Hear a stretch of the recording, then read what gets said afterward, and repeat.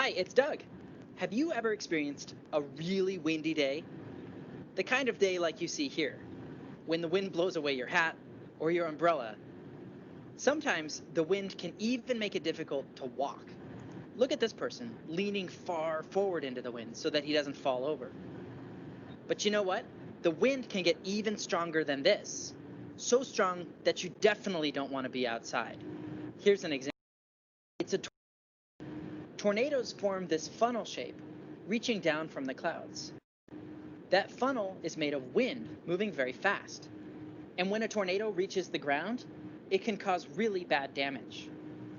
Tornadoes happen in places all over the world, but the place with the most tornadoes is here, in the central part of the United States. This area is actually called Tornado Alley because of how many tornadoes that happen here. But if you live near the coast, you might have experienced a different type of strong wind, a hurricane. This is a sped up view of a hurricane from space. Hurricanes swirl just like a tornado, but they're much bigger and they don't have a funnel shape. A hurricane is a giant storm that forms over the ocean and then sometimes moves onto land. Like tornadoes, hurricanes happen all over the world, but only in certain places. In the case of hurricanes, it's always near an ocean. You might know that hurricanes can cause more problems than just wind, like flooding. But when they first come to shore, it's the wind that's the problem. And what about other places?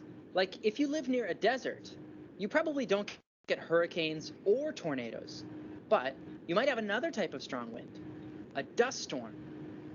Dust storms happen more regularly in dry areas.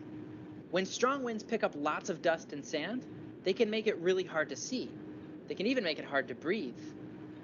All of these things, dust storms, hurricanes, and tornadoes, are kinds of natural hazards that are caused by strong winds.